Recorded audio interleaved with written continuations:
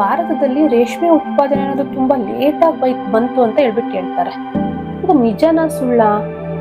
ಇಡೀ ಪ್ರಪಂಚಕ್ಕೆ ಈ ಚೀನಾ ರೇಷ್ಮೆನ ನಾವು ಪರಿಚಯಿಸಿದ್ವಿ ಅಂತ ಹೇಳುತ್ತೆ. ಆದ್ರೆ ಭಾರತದಲ್ಲಿ ಕಾಡು ರೇಷ್ಮೆ ಮೊದಲೇ ಇತ್ತು, ಆದ್ರೆ ಯಾಕೆ ಯಾರಿಗೂ ಪರಿಚಯ ಆಗಿರ್ಲಿಲ್ಲ ಅದು? ಇನ್ನ ಭಾರತಕ್ಕೆ ರೇಷ್ಮೆ ಬಂದಿದ್ದು 3 ಮುಖ್ಯ ಮಾರ್ಗಗಳಿಂದ ಅಂತ ಹೇಳ್ತಾರೆ. ನಿಜ. ಆದ್ರೆ ಈ ಬೌದ್ಧ ಭಿಕ್ಷುಕಗಳಿಗೂ ಮತ್ತು ಅವರಲ್ಲಿರ್ತಕ್ಕಂತಹ ಜ್ಞಾನ ಹಂಚಿಕೆಗೂ ರೇಷ್ಮೆಗೂ ಏನು ಸಂಬಂಧ? ಇನ್ನ 6ನೇ ಶತಮಾನದಲ್ಲಿ ಬೈಜೆಂಟೈನ್ ಸಾಮ್ರಾಜ್ಯಕ್ಕೂ ರೇಷ್ಮೆಗೂ ಇರ್ತಕ್ಕಂಥ ಸಂಬಂಧ ಏನು? ಇನ್ನ ಚೋಳರ ಕಾಲದಲ್ಲಿ ಸಮುದ್ರದ ಮೂಲಕ ರೇಷ್ಮೆ ವ್ಯಾಪಾರ ಹರಡಿತು ಅಂತ ಈ ಚೀನಾ ಹೇಳ್ಕೊಳ್ಳುತ್ತೆ. ಈ ಚೀನಾ ಹೇಳೋದಕ್ಕಿಂತ ಮುಂಚೆ ನಮ್ಮ ಭಾರತದಲ್ಲಿ ಟ್ರೈಬಲ್ ಕಮ್ಯುನಿಟಿಗೆ ರೇಷ್ಮೆ ಬಗ್ಗೆ ತುಂಬಾನೇ ಒಳ್ಳೆ ನಾಲೆಡ್ಜ್ ಇತ್ತು. ಆದ್ರೆ ಅದು ಯಾಕೆ ಹೊರಗಡೆ ಬರಲಿಲ್ಲ? ಮತ್ತೆ ಈರಿ ಸಿಲ್ಕ್ ಅಂದ್ರೆ ಕಾಡು ಸಿಲ್ಕ್, ಈ ಈರಿ ಸಿಲ್ಕ್ ಅನ್ನ ಅಹಿಂಸಾ ಸಿಲ್ಕ್ ಅಂತ ಯಾಕೆ ಕರೀತಾರೆ? ಇದ್ರ ಬಗ್ಗೆ ನಾವು ತಿಳ್ಕೊಳ್ಳೋಣ. ನಮಸ್ಕಾರ ಸ್ನೇಹಿತರೆ, ಸಾರೆ ಕಥೆ ಯೂಟ್ಯೂಬ್ ಚಾನಲ್ಗೆ ಸ್ವಾಗತ. ರೇಷ್ಮೆ ಮೊದಲು ಭಾರತಕ್ಕೆ ಬಂದದ್ದು ಉತ್ಪಾದನೆಯಿಂದ ಅಲ್ಲ, ಅದು ವ್ಯಾಪಾರದ ಮೂಲಕ. ಹೌದು, ಇದೊಂದು ತುಂಬಾ ಇಂಟ್ರೆಸ್ಟಿಂಗ್ ಸ್ಟೋರಿ. ಪ್ರಾಚೀನ ಕಾಲದಲ್ಲಿ ಏಷ್ಯಾ ಮತ್ತು ಯುರೋಪ್ ಅನ್ನು ಸಂಪರ್ಕಿಸುವ ಒಂದು ಮಹತ್ವದ ವ್ಯಾಪಾರ ಮಾರ್ಗ ಇತ್ತು. ಅದನ್ನ ಸಿಲ್ಕ್ ರೂಟ್ ಅಂತ ಕರೀತಾರೆ. ಈ ಸಿಲ್ಕ್ ರೂಟ್ ಬಗ್ಗೆ ನೀವು ತಿಳ್ಕೊಬೇಕು ಅಂದ್ರೆ ಲಾಸ್ಟ್ ವಿಡಿಯೋದಲ್ಲಿ ಹೇಳಿದೀನಿ, ಅದ್ರ ಡಿಸ್ಕ್ರಿಪ್ಷನ್ ಅಲ್ಲಿ ಲಿಂಕ್ ಕೂಡ ಹಾಕಿದ್ದೀನಿ, ನೀವು ಅಲ್ಲೋಗಿ ಚೆಕ್ ಮಾಡ್ಬೋದು.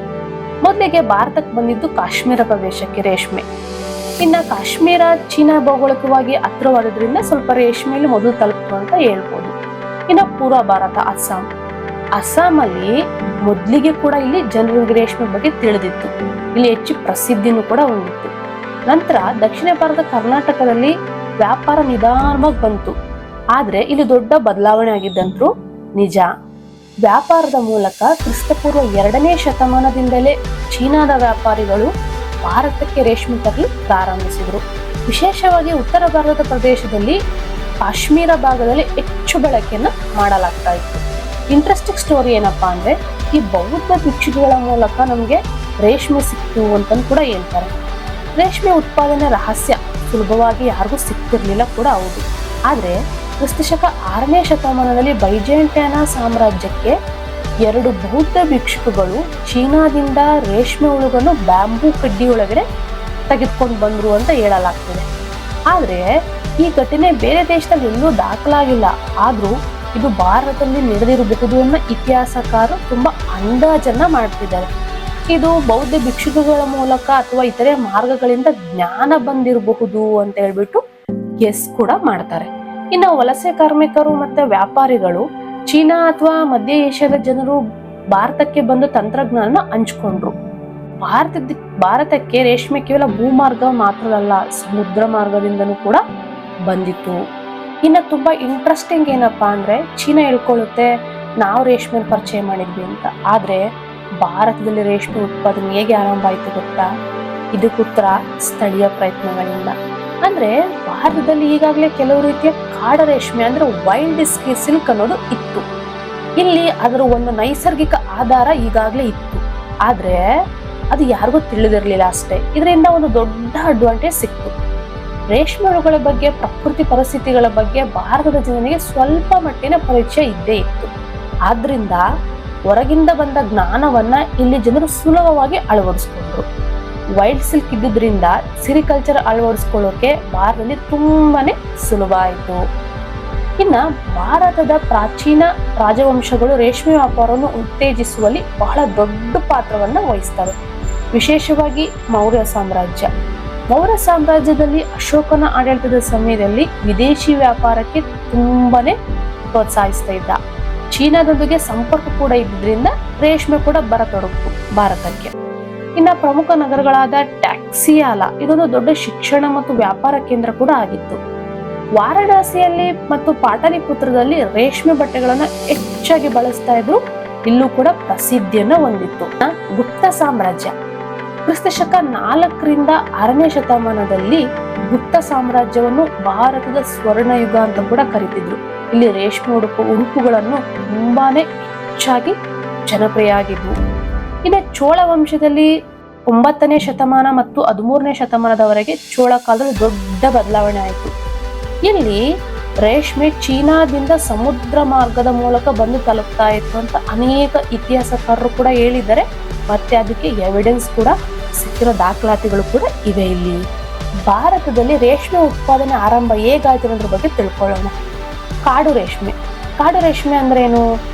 ಕಾಡಿನಲ್ಲಿ ಸ್ವಾಭಾವಿಕವಾಗಿ ಮರಗಳ ಮೇಲೆ ಬೆಳೆಯುವ ರೇಷ್ಮೆ, ಈ ಹುಳುಗಳಿಂದ ಸಿಗೋ ರೇಷ್ಮೆ.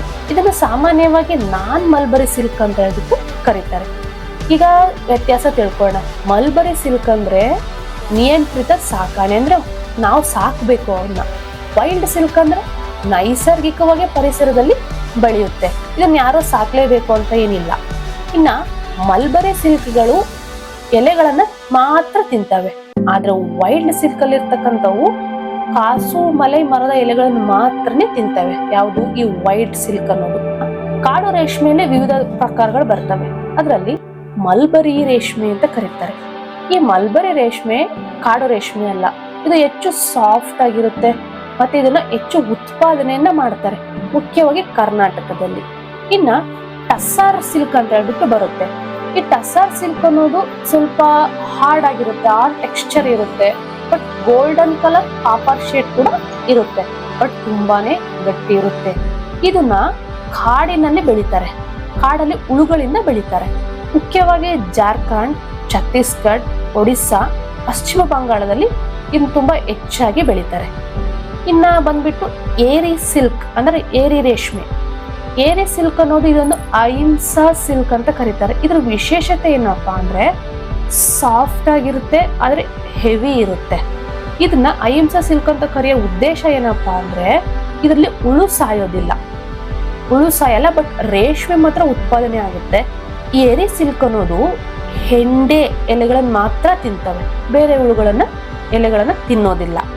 ಇನ್ನ ಏರಿ ರೇಷ್ಮೆ ಅನ್ನೋದು ಅಸ್ಸಾಂ, ಮೇಘಾಲಯ, ನಾಗಾಲ್ಯಾಂಡ್ಗಳಲ್ಲಿ ಹೆಚ್ಚಾಗಿ ಬೆಳೀತಾರೆ. ಇನ್ನ ಮುಗಾ ಸಿಲ್ಕ್ ಅಂತ ಕರೀತಾರೆ. ಈ ಮುಗಾ ಸಿಲ್ಕ್ ಅನ್ನೋದು ನ್ಯಾಚುರಲ್ ಆಗಿ ಗೋಲ್ಡನ್ ಕಲರ್ ಇರುತ್ತೆ, ಇದು ತುಂಬಾ ರೇರ್. ಇನ್ನ ಲೈಫ್ ಟೈಮ್ ಅಲ್ಲಿ ತುಂಬಾ ಶೈನ್ ಆಗಿರುತ್ತೆ, ತುಂಬಾ ಚೆನ್ನಾಗಿ ಕೂಡ ಕಾಣುತ್ತೆ. ಇದು ಭಾರತದಲ್ಲಿ ಅಸ್ಸಾಂ ರಾಜ್ಯದಲ್ಲಿ ಬಿಟ್ರೆ ಈ ಮೊಗಾ ಸಿಲ್ಕ್ ಇನ್ನೆಲ್ಲೂ ಸಿಗೋದೇನೆ ಇಲ್ಲ. ಫೈನಲಿ ನಾವ್ ಹೇಳ್ಬೇಕಪ್ಪ ಅಂದ್ರೆ ಕರ್ನಾಟಕದಲ್ಲಿ ಮಲ್ಬರಿ ಸಿಲ್ಕ್ಗೆ ತುಂಬಾ ಪ್ರಿಫರೆನ್ಸ್ ಇದೆ, ಮತ್ತೆ ಅಲ್ಲಿ ಕೂಡ ಹೆಚ್ಚಾಗಿ ಬೆಳೀತಾರೆ. ಅಸ್ಸಾಂನಲ್ಲಿ ಈರಿ ಮತ್ತೆ ಮುಗಾ ಸಿಲ್ಕ್ಗೆ ಅಸ್ಸಾಂ ಫೇಮಸ್ ಆಗಿದೆ. ಜಾರ್ಖಂಡ್, ಛತ್ತೀಸ್ಗಢ, ಒಡಿಸ್ಸಾದಲ್ಲಿ ಟಸ್ಸಾರ್ ಸಿಲ್ಕ್ಗೆ ಹೆಚ್ಚಿನ ಪ್ರಸಿದ್ಧಿಯನ್ನು ಹೊಂದಿದೆ, ಮತ್ತು ಅಲ್ಲಿ ಹೆಚ್ಚಾಗಿ ಬೆಳೀತಾರೆ ಕೂಡ. ಮುಖ್ಯವಾಗಿ ಇದನ್ನ ಬೆಳೆಯಲು ಯಾರು ಬೆಳಿಲಿಕ್ಕೆ ಆರಂಭ ಮಾಡಿದ್ರಪ್ಪ ಅಂದ್ರೆ ಅಸ್ಸಾಂನ 13ನೇ ಶತಮಾನದಲ್ಲಿ ಟ್ರೈಬಲ್ ಕಮ್ಯುನಿಟಿ ಅಂದ್ರೆ ಕಾಡು ಜನಗಳು, ಬುಡಕಟ್ಟು ಜನಾಂಗದವರು ಅಂತ ಹೇಳ್ಬಿಟ್ಟು ಕರೀತಾರೆ. ಇಲ್ಲಿ ಬೋಡೋ ಜನಾಂಗದವರು ಈ ಕಾಡು ರೇಷ್ಮೆಯನ್ನ ಹೆಚ್ಚಾಗಿ ಬೆಳಿಲಿಕ್ಕೆ ಪ್ರಾರಂಭಿಸಿದ್ರು ಅಂತ ಅನೇಕ ಉಲ್ಲೇಖಗಳು ಕೂಡ ನಮ್ಗೆ ಕಂಡು ಬರ್ತವೆ. ಆದ್ರೆ ಭಾರತದಲ್ಲಿ ರೇಷ್ಮೆ ಬೆಳೆಯಲು ಒಂದೇ ಒಂದು ಕಾರಣ ಅಲ್ಲ. ರಾಜವಂಶಗಳು, ವ್ಯಾಪಾರ ಮಾರ್ಗಗಳು ಮತ್ತು ನಮ್ಮ ಸಂಸ್ಕೃತಿ ಇದೆಲ್ಲದನ್ನು ಸೇರ್ಬಿಟ್ಟೆ ನಮ್ಮ ಭಾರತಕ್ಕೆ ರೇಷ್ಮೆ ಅನ್ನೋದು ಬಂದಿದೆ. ಇಂತಹ ಹೆಚ್ಚಿನ ಇಂಟ್ರೆಸ್ಟ್ ಇರ್ತಕ್ಕಂಥ ಕಥೆಗಳಿಗೆ ತಿಳ್ಕೋಬೇಕು ಅಂದ್ರೆ ನಮ್ಮ ಸಾರಿಕಥಾ ಯೂಟ್ಯೂಬ್ ಚಾನಲ್ ಲೈಕ್ ಮಾಡಿ, ಶೇರ್ ಮಾಡಿ, ಸಬ್ಸ್ಕ್ರೈಬ್ ಮಾಡಿ, ಕಮೆಂಟ್ ಮಾಡಿ. ಎಲ್ಲರಿಗೂ ಧನ್ಯವಾದಗಳು.